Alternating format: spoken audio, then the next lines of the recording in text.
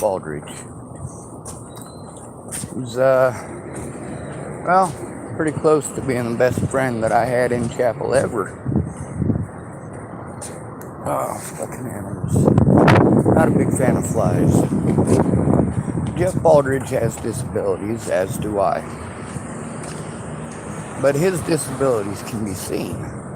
You can see that he's in a wheelchair, and despite that, there's people in chapel who, for as long as I've known him, have said Jeff Baldridge is lazy. Some of them, including police officers, outright pretended like Jeff Baldridge could walk. So, when you talk about how we all have the same opportunities, you're just talking out your backside. We don't have the same opportunities. I've had people tell me, if Jeff really wanted to, with his education, he'd get a job down at the courthouse, no problem, like that. Yeah. You know what's funny about that? Those people have been to the courthouse. Everybody knows there's no wheelchair access to the fucking courthouse. For Jeff to go to work every day, you'd have to lift him up and take him inside of the building, or he would have to army crawl with one leg up the steps and drag his wheelchair with the other arm. And don't get me wrong, that is something that Jeff would be willing to do if he was capable. But he's up there in years. He's around my mom's generation. Holy hell, there's a lot of people from Colorado here. I wish they'd go back home. I lived in Colorado. You know what happened there? Natalie Baldridge getting shot in the head. It's horrible stuff, isn't it? Now, what's this all got to do with people here in Hood River, Oregon? Well, they're stuck with me. They didn't shoot Natalie in the head. They're not the ones who did any of them horrible things, but these people are stuck with me. Isn't that great? Be nice if I had money to go elsewhere, to move elsewhere. My disabilities, though, you can't see autism. You can see Tourette syndrome, obviously. If I accidentally wink at you, some of you have taken notice enough to try to assault me because you thought I was a homosexual. Man, the biggest thing with autism and autism rights and autism advocates, when it comes to the rights of autistic people, you want to use the term mentally ill to pretend or insinuate that we're all schizophrenic and violent.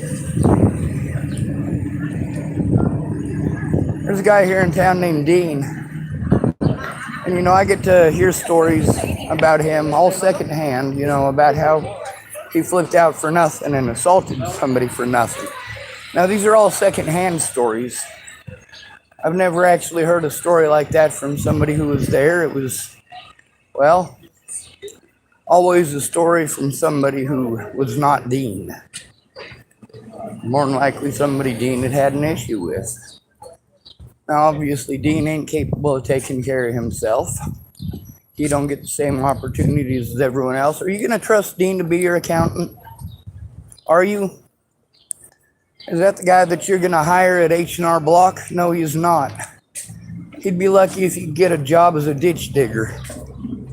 I dug a lot of ditches in my day. It's back-breaking work, no doubt. Especially in a place like Boulder, or a place like here in Hood River. Mountainous terrain.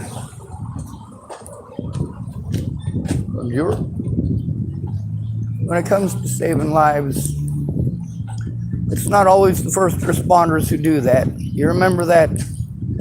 Not that any of you guys look on my Facebook anymore. But that x-ray of Stephen McMillion's chest with that K-bar sticking out of it. And again, what's this all got to do with Jeff Baldridge and his disabilities? Well, let me tell you something.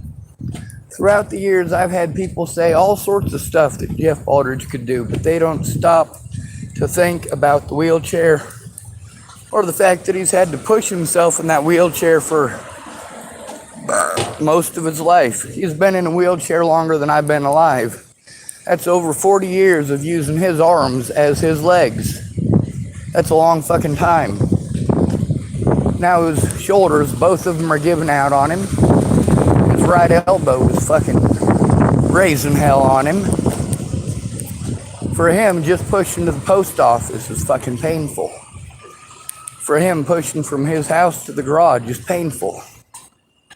Now, hearing people say, oh, Jeff Baldridge is lazy, Jeff Baldridge is lazy. You know, when I first started going out and hanging out with Jeff, he was not being lazy.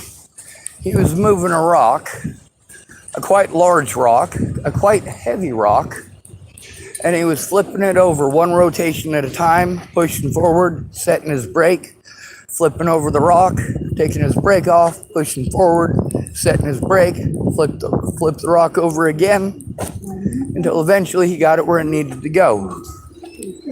People are always bringing him woodworking projects too.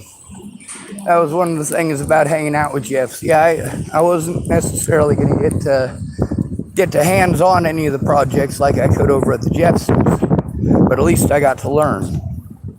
Yeah, Jeff's got a lot of skills, a lot of useful skills. He has a supreme education. He really does. When it comes to his law enforcement degree, that's one of the things I sought out the most. There are things that he cannot do for himself, however. He cannot crawl himself into that courthouse. His college degree does not give him the physical ability to crawl into that courthouse. When you say these people, what do they want to tell us? We all have the same opportunities. No, don't fucking lie to me. It's a fucking lie. Anybody trying to sell that is selling themselves out as an idiot. Jeff knows his limitations, so it's important when he says he's not able to do something. Well, he knows his body, he knows his capabilities, and he needs to listen. The same thing with me. But you can't see my disabilities. Can Jeff or I, do we have the same chances of being an Olympic hurdle jumper? No, we don't. Neither one of us are capable of doing that. Neither one of us. I might have been, when I was younger, capable of it. I didn't grow up in places that were conducive to such things. I didn't have supportive parents. My parents didn't fucking exist. Sure, I have them. I wasn't hatched out of an egg or an inner tube. You like that? That's a river rat joke. All right. So, moving on, right? People wanted to get angry with me. People who didn't want to hear the situation wanted to tell me how to think and how to feel and what to do. Then, of course, when I wasn't able to do what it is that they wanted me to do right when they wanted me to do it, all of them, like clockwork, wanted to throw tantrums. It's predictable. They wanted to throw tantrums at me because I was not capable of doing what they wanted me to do without their help. I didn't need people to tell me what to do over and over again. I needed them to actually look at the situation and understand it. I needed them to actually look at the evidence and understand what was going on. To take a look at the fact that the rules were not the same for me as they were for my predators, and how my predators got away because of it. Because of the mentally ill tag in specific. If somebody has PTSD from being raped, it is not okay to deny them the right to turn in their rapist because they have PTSD. That is unacceptable. If Jeff Baldridge is in a wheelchair, it is unacceptable to tell him he has the same opportunities as everyone else, because he doesn't. Even with his education does not put a wheelchair access ramp at the Dual County Courthouse. Furthermore, the amount of money that was wasted by people like Polly Olson, and of course, Dual County Sheriff Scott DaCosta and Leslie Snell, over $100,000 to try to prevent me from turning them in last year. Over $100,000 of taxpayers' money. Polly Olson, she's on her way to prison for stealing $18,000 from the same people. Of course, she has a history of situations like that going all the way back to Sheriff Jim Hayes, who she dated. Small world, right? Sheriff Michael Jepson of Sheridan County, Nebraska. Well, he's got a kid with Jim Haith's daughter. Small world, right? Hello.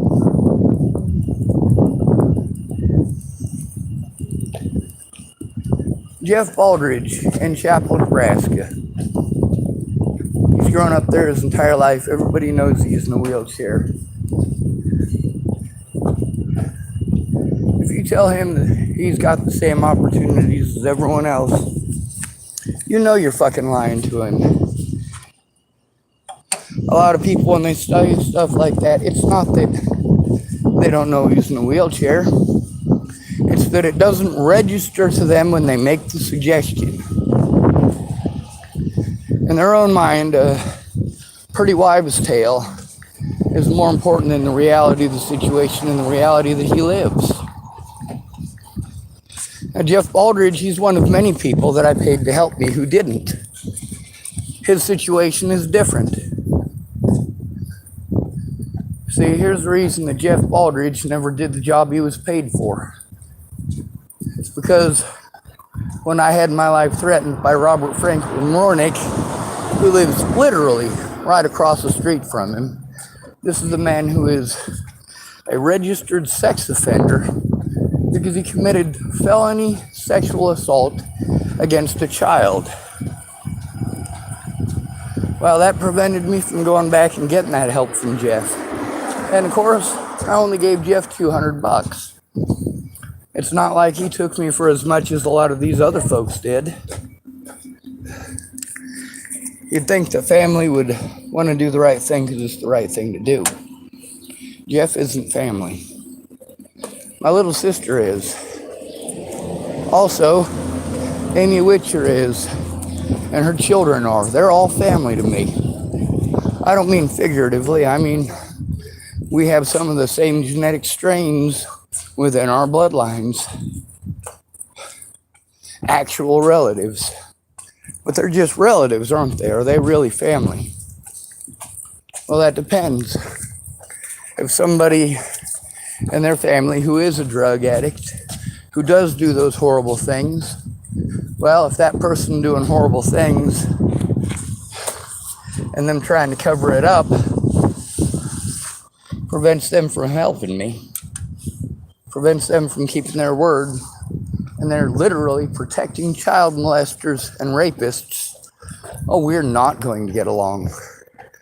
Now, we could take this out in court, but of course, that's what I needed these people's help for.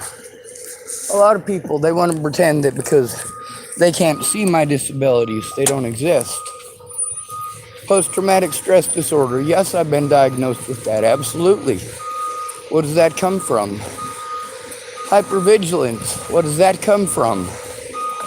Come on now, Marcia Estrada spelled this all out.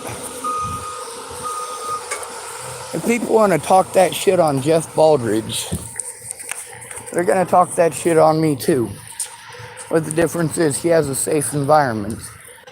He lives with his mother in Chapel, Nebraska. If there's an issue, there are two people there to take care of it, not just one. There's somebody to take care of the issue, and then there's a witness. Oh, Reese's peanut butter cup. And on a hot day like this, they're going to be melted. Huh. Cool. I'll go set it in the shade, and maybe some home bum will find it. I love Reese's. Not the chocolate, though. It tastes like wax, and it reminds me of caffeine pills.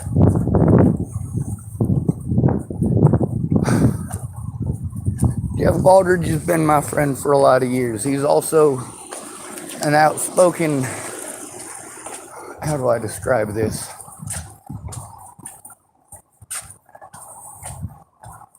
He's an outspoken fighter for the rights of potheads.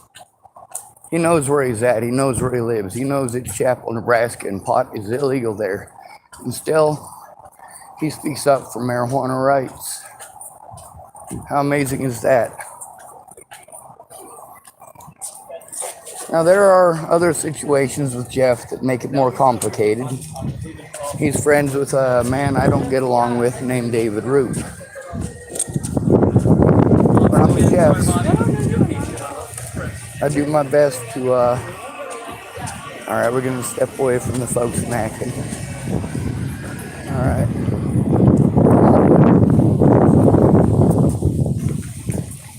The thing is, with Jeff being in a wheelchair and people can see that he's in a wheelchair and they can't use their brains for simple common sense, he's never going to be an Olympic hurdler, ever. And he was never going to be. Getting a job at the courthouse, yeah, you can spout that all you want. How's he going to get up there into his workplace if he gets a job there? You don't think these things through before you make the suggestions. But then again, Jeff Baldridge isn't getting beaten up. He isn't forced into homelessness. He doesn't have the child molester across the street threatening to kill him. And yes, he probably still has Dual County Sheriff's Office breathing down his throat or looking up his backside. As always, reputation and whatnot. Small town. Now his mom was known as a good Christian woman and a good churchgoer. Jeff was as well. The thing is, getting him in and out of the church is not that easy. That was the Chapel Assembly of God. Same church where there was 2 ushers who had told me in the KKK. The same one as Mark Richmond, the registered pedophile.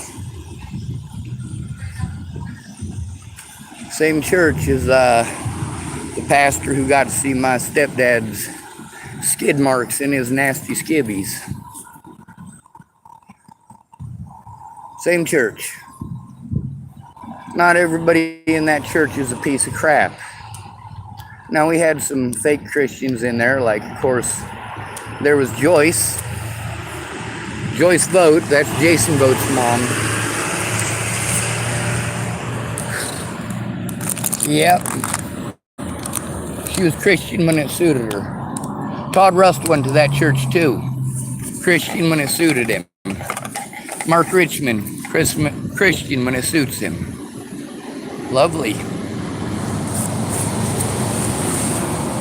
No, Mark, you touched little kids. You touched your own daughter because you're a sick fucking pervert. Just like Robert Franklin Warnick. Did he touch a little girl years ago? That felony assault, felony sexual assault against a child. That was years before he ever threatened my life that he was convicted of that. Convicted. And of course, he wants to use that to try to make the things that he did okay. Meanwhile, you guys just don't want to look. You want to do the crazy thing, huh? You want to pretend that I'm a nut job, huh? Because you can't see my disabilities, huh? That's right, huh?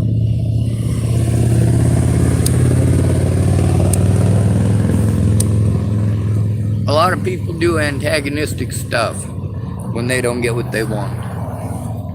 They type the meanest stuff that they can possibly type when you don't do what they want. They don't know what's going on in your life. What they know is that you're not doing what they want you to right now at this moment when they want you to do it. For them, they want you to understand that they got family problems. But they don't want to understand that you don't even have that. You've got even less than that. They don't want to understand that you are actually alone, whereas they do have support. They're in person. You may not get along, but at least you work together. I know quite a few people who are living with their ex-husbands or ex-wives simply because they don't have the money to go elsewhere. One of them, it's kind of an odd situation because there's 2 kids involved. One of them from one couple and one of them from another. Now those parents basically swapped. Isn't that odd? There was one guy, him and his wife, they broke up. They weren't even divorced yet, still living in the same house for 6 months. They were fed up with each other. Then his ex-wife got herself a boyfriend, figured if she moved the boyfriend in that they'd move him out of the house. Well, he ended up dating the other guy's ex-wife because those people were divorced.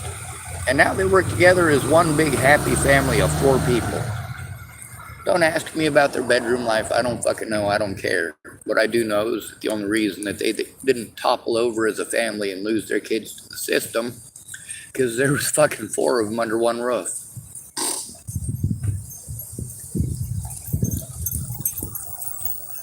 Jeff Baldridge has access to things that I don't.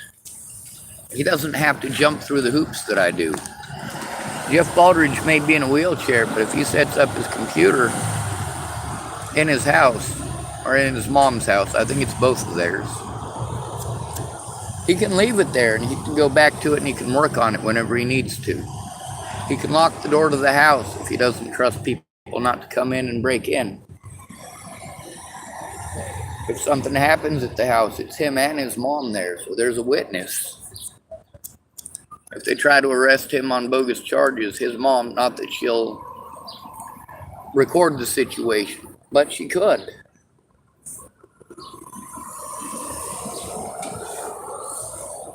With Jeff Baldridge and people in Chapel, Nebraska being that evil about him,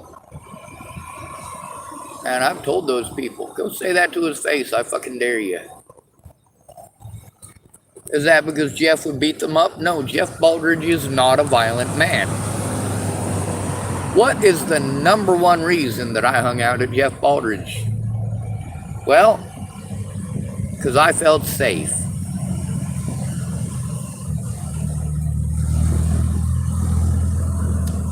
If there is a situation with Stretch, that's David Root.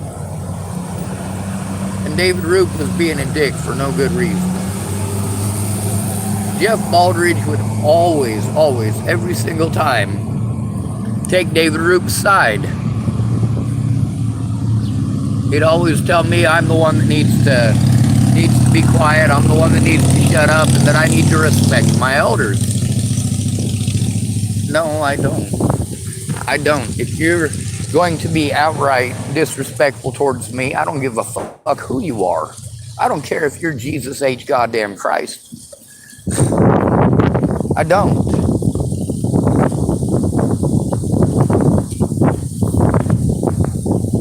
But that wasn't the real reason. That was just what Jeff said to try to appease David Root.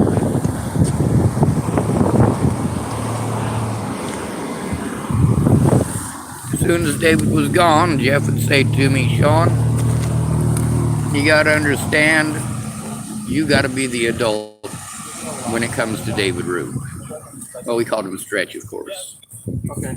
He'd say, you have to be the adult. You know, he thinks that you're inferior to him and he's going to talk down to you, and that's just the way that it's going to be. But you got to be the one to keep the peace. Get pretty good about swallowing your tongue. So, of course, Jeff, he'd tell me, yeah, Sean, you're absolutely right. You are 100% correct. What you had to say is 100% correct, but you got to understand that David Root won't shut up. After you leave, he won't shut up. All he wants to do is talk shit. He just goes off on it. Well, fine. I can make those appeasements for Jeff Baldridge in the peace of his garage.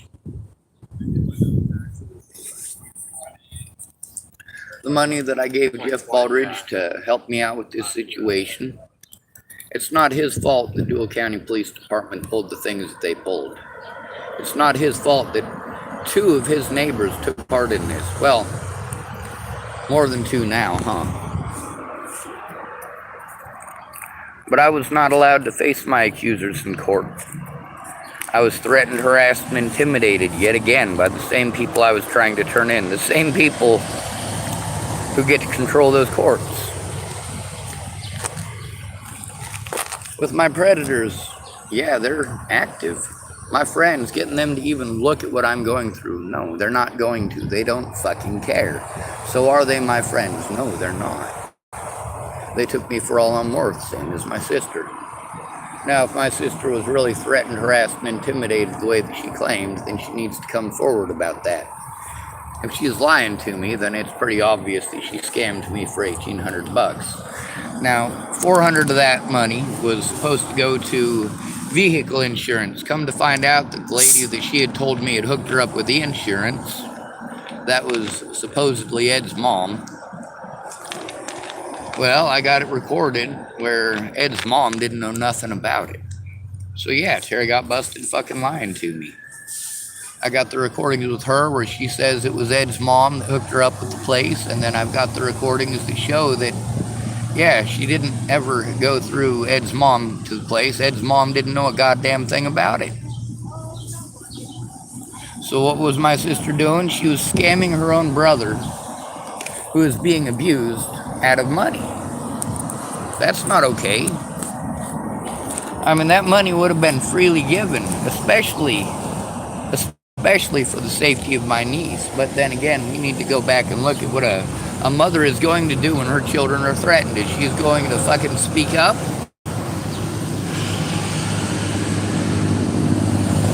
It's another red flag right there. You're going to take my money and run and pretend like something happened. Did it really? Were you really threatened or harassed? With the way Amanda DeMette tried playing it off, I mean, she talked down to me like I was a dog and wanted to make it like it was no big deal with my little sister being threatened and followed by the cops. I had to leave the fucking state of Nebraska for my own safety and for hers because my predators win. They always win because they're allowed to fucking threaten and harass and intimidate people. And Amanda, she wants to pull this, oh, well, I went to school for law. Yeah, well, you're not fucking using it. Right now, what you're doing is you're trying to pull any excuse why it's legal for you to break the law. No, it's not, Amanda. Now, Amanda and my little sister stopped being friends. The only reason they became friends again is because I let Amanda know about my little sister being threatened. Amanda's aware of so many things, but she's a horrible person. She went through a whole list of excuses. All excuses that would have gotten me an honest day in court. This country is the most disgusting country I can think of. We've got so many people living in third world conditions in this country, and you want to talk about how great it is.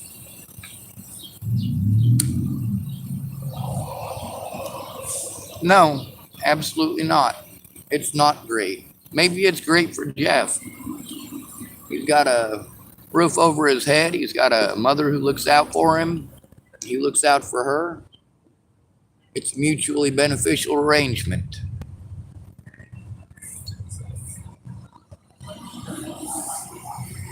Am I mad at Jeff Baldridge for taking my $200 and running? No, because that's not what he did.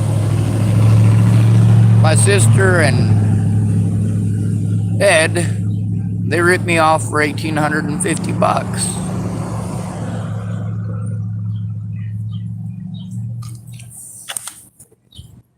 They took that money for services that were not rendered, services that were not given.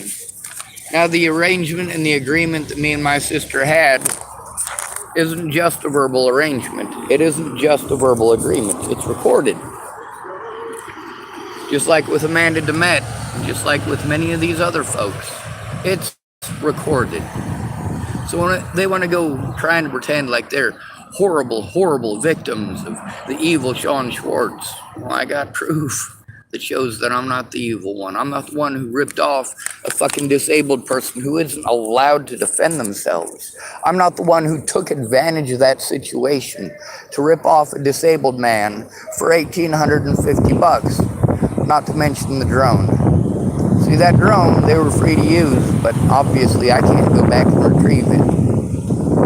With Ed destroying an entire computer worth of evidence, he shouldn't have been allowed to fucking touch it. He shouldn't have been there. I'd even voiced on my YouTube channel prior to him showing up because he wasn't supposed to. My sister brought him over and they just hung out all day. Thank thank goodness I got 3 hours of video where my sister is almost doing something.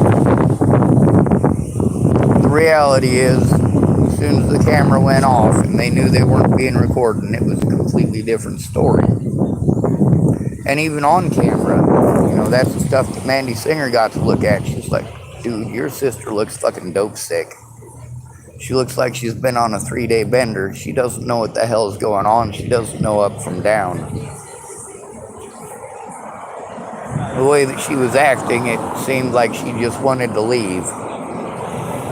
Like she had something that she wanted to do that was more important than you. Well, of course she did.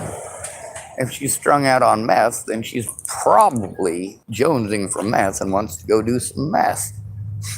Not rocket science. Of course, that was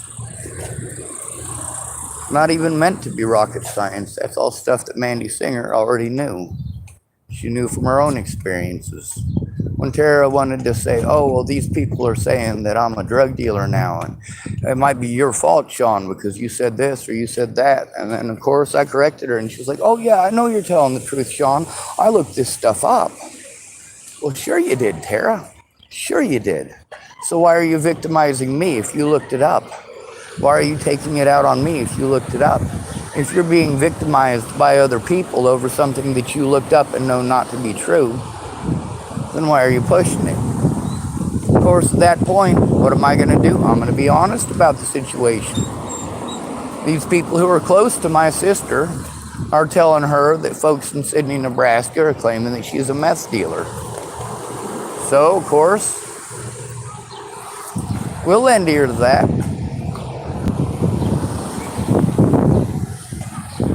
If those folks are really telling my sister, getting her all up in a tiffy and getting her all paranoid as shit by telling her that those people saying that she's a drug dealer exist, who are they?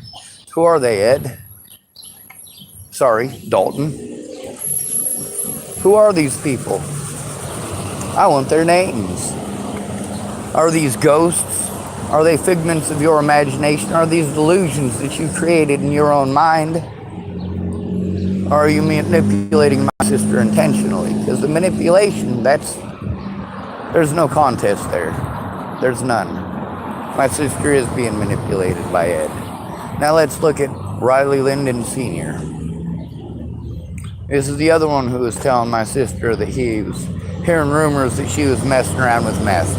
Now Riley Lyndon Sr., he's a little more together than Ed is. Riley Lyndon Sr., you know what? Me and him don't have to see eye to eye on anything.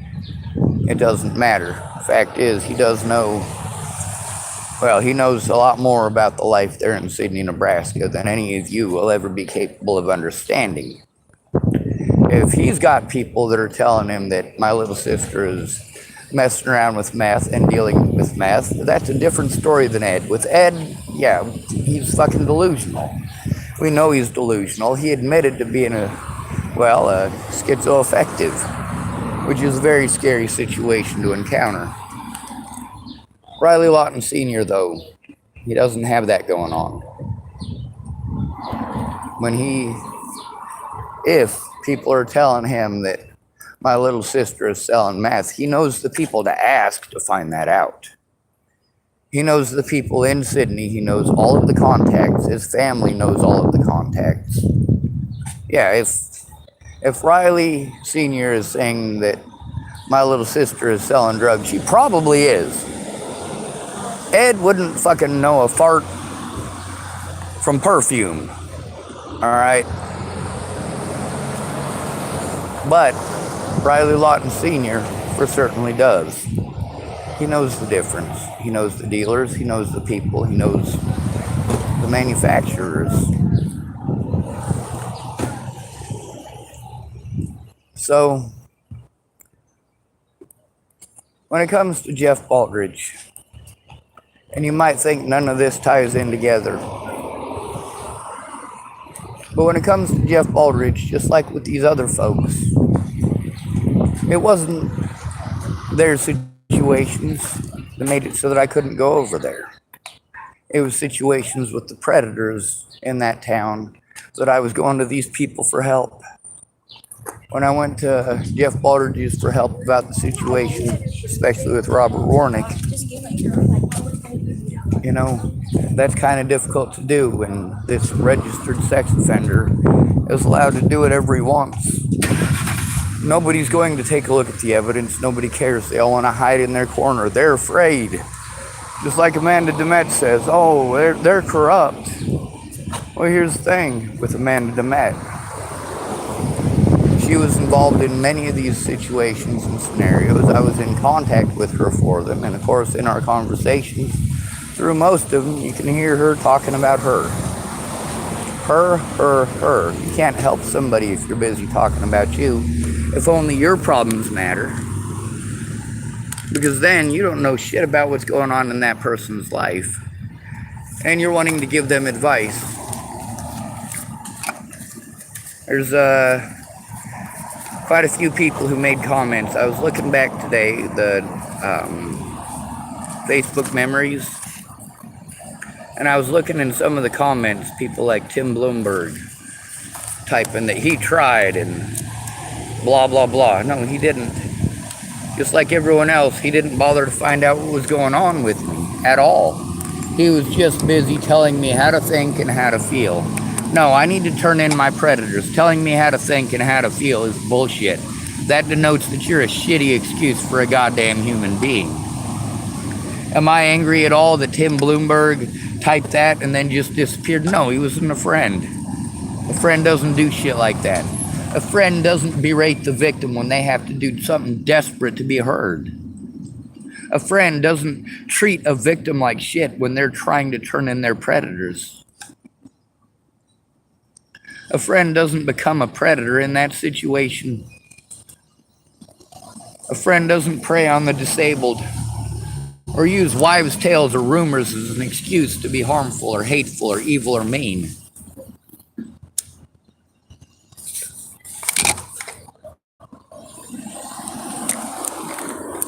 A friend would take the time to listen and speak up.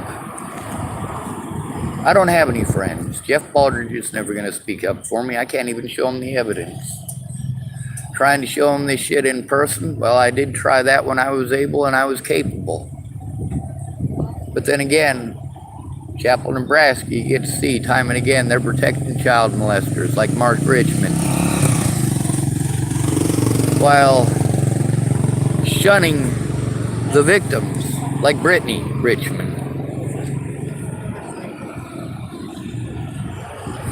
They'll help sexual predators like Mark Richmond, sexual predators like, well, as you guys got to hear, Robert Franklin Warnick. They'll help sexual predators like Ed Williams or Ed Williamson. They protect their child molesters there. It's not just there. Police often use child molesters because they're the biggest bitches on the planet. They'll roll over on anybody. And those cops know that, you know what? They're still going to arrest that chimo. They can arrest that chimo whenever they want. As soon as they get what they want out of that chimo, they're still going to arrest that chimo, and that chimo is still going to prison for being a chimo. What are the chances of a child molester getting murdered in prison? They're not that great, actually. They go to a special baby ward where they're babied along with crooked officers. If you as an officer gets busted murdering somebody or raping somebody, they send you to an alpha pod. Alpha pod doesn't mean that you're big Billy badasses that everybody needs to be afraid of. What it means is that you're a little bitch and just about anybody in that fucking facility will alpha your asshole.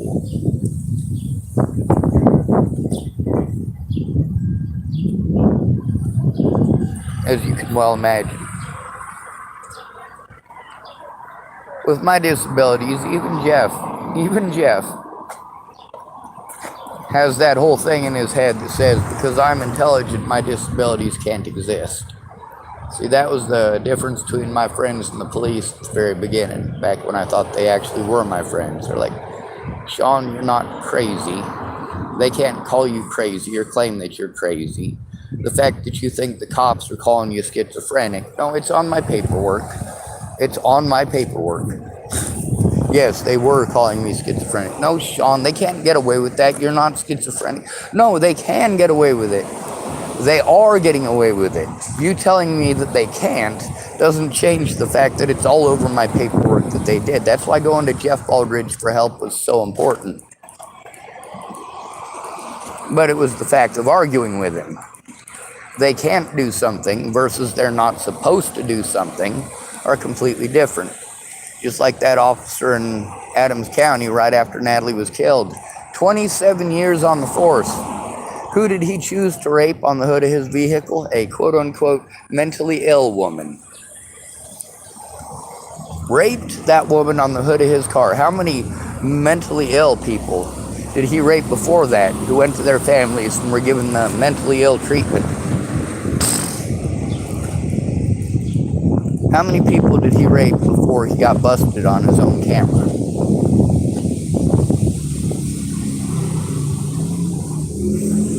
You want to tell me that an officer can't rape a disabled woman and get away with it? Don't fucking lie to me.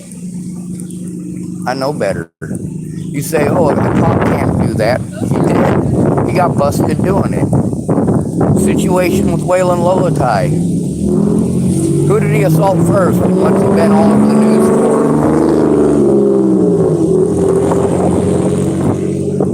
He's all over the news because he likes to assault people and pull shotguns on folks. He likes to prompt other officers to violence and push heavily, especially violence against the disabled and the homeless.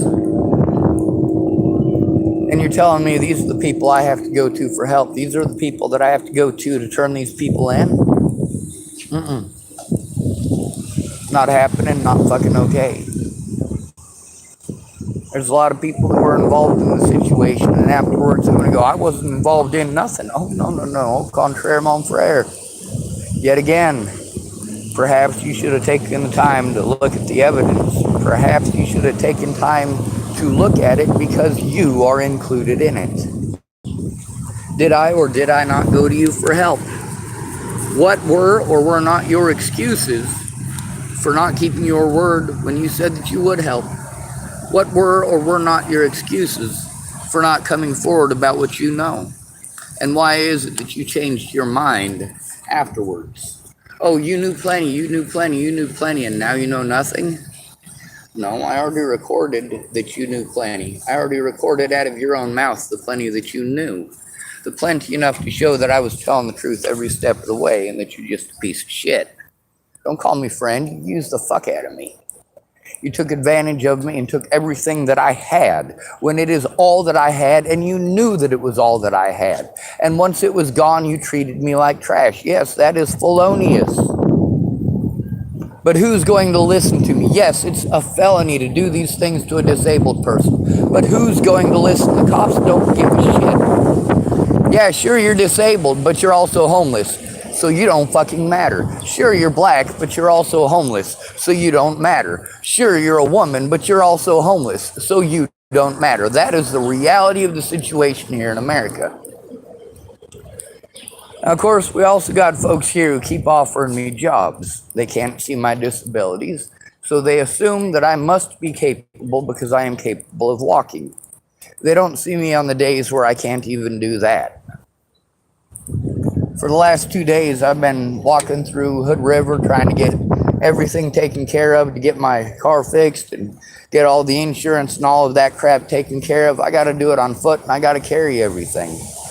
I don't get to stop and work on any of the stuff that I need to work on as far as my court case goes most of the time because I am stuck trying to make sure that my basic survival needs are taken care of.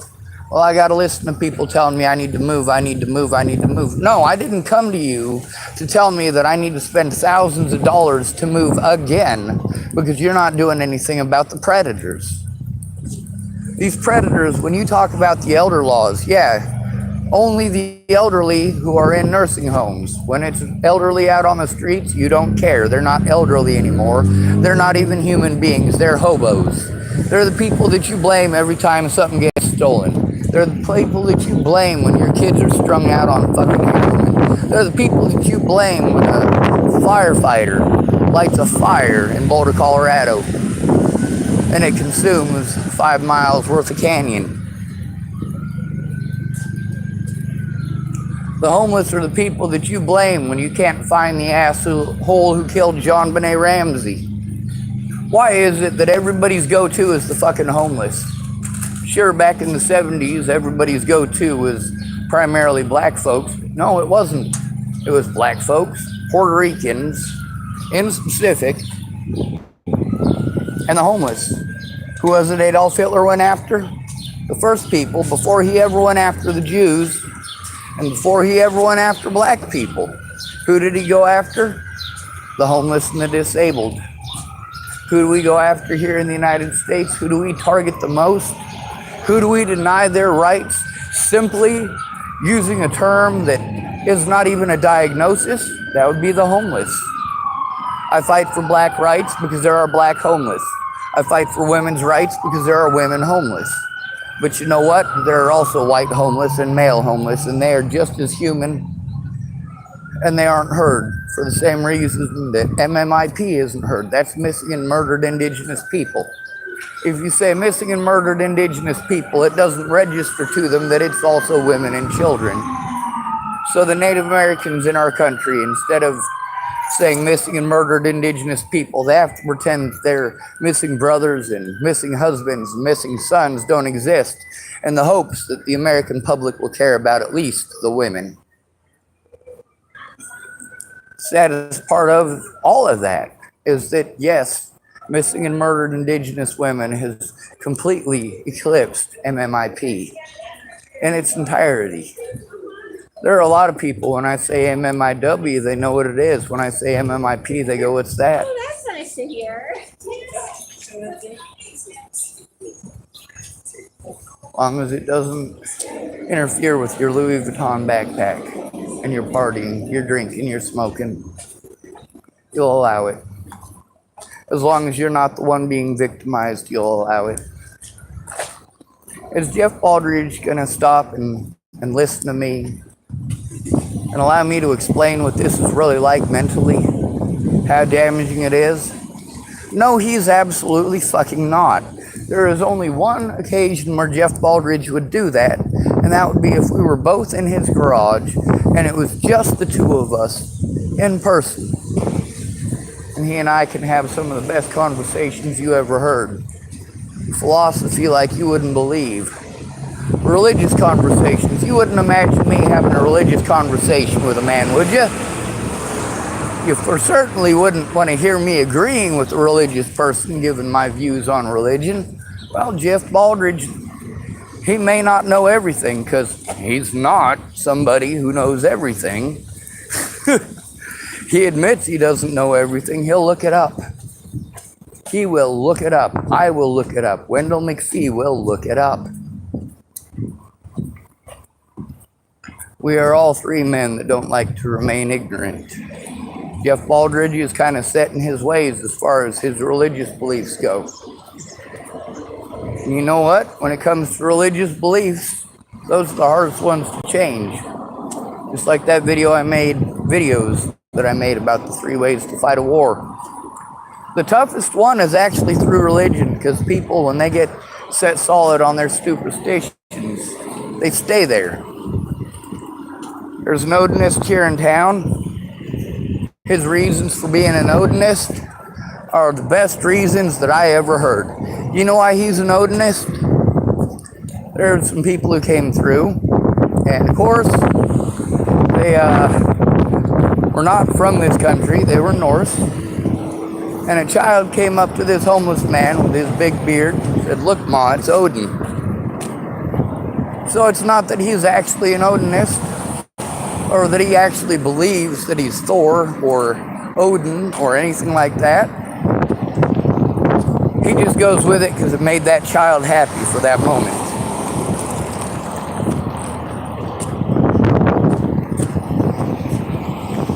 Jeff, the name has 2 meanings. One of them is basically a gift of peace or bringer of peace. And the other one means traveler. Jeff always maintained peace in his garage. I did get into one fight in his garage once with a guy named Jason Jepson, Little J. And you know, through the whole fight, all I remember the whole time is thinking, man, I hope I don't hurt him, I hope I don't hurt him, I hope I don't hurt him. Why is that? Little J had back issues. Brandon, he said he couldn't stand his little brother, but if anybody got into a fight with his little brother, he would intervene because, well, they could kill his little brother Jason on accident. On accident. Now imagine my surprise when this little cockfuck thought he was going to put his nasty cock beaters on me. And I'm trying not to hurt him. It's a strange thing to hear out of somebody in a fight, huh?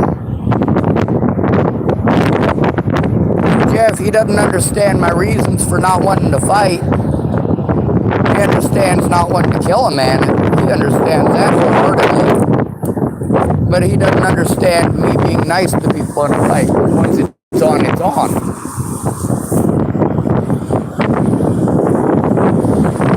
Jeff didn't take sides based on who was right or wrong in most of those situations. It wasn't a matter of right or wrong. When it was between me and Stretch especially, it wasn't a matter of right or wrong. It was a matter of keeping the fucking peace in his goddamn garage. You don't want that drama. I don't want that drama. Stretch ain't gonna drop the drama. It sucks, you know. For me, I feel bad for Jeff because after I leave, Stretch is gonna go off about me for another 30 minutes, and then Jeff, you know, he'll say something. He's not gonna tell me everything that Stretch wanted to say, but he'll say, man, you know, when you argue with Stretch, when he starts saying that shit, you need to just let it flow off your back. You just need to pretend it ain't happening. Just ignore him. That's easy to do when it's just words, but when those words get people killed, those are not just words. My disabilities are not a choice. You guys exploiting my disabilities is not my choice. You taking advantage of a desperate situation is not my choice. You lying to me is not my choice. You misleading the situation is not my choice. And you changing your mind about facts. Well, either it's a fact or it's not. You know, if somebody were to punch me in the face, right, which has happened over something that somebody else said, it happens frequently, actually. Let's say I'm assaulted for something that somebody else said. You expect me to be happy about that. Well, what happens if somebody assaults you over something I said? You're not going to be happy, are you? The advice you give me to just let it go, to let it just slide off your back, that works when it's just words. That works when it's Jeff Baldridge's garage. That works in a controlled environment. The problem is, Jeff Baldridge's garage, just like any of these other places, I am subservient. It's not my place. I don't own it.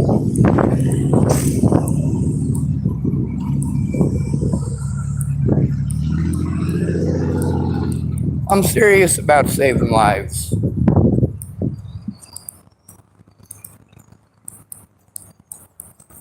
Now, of course, I just realized there's some fellers here that I know.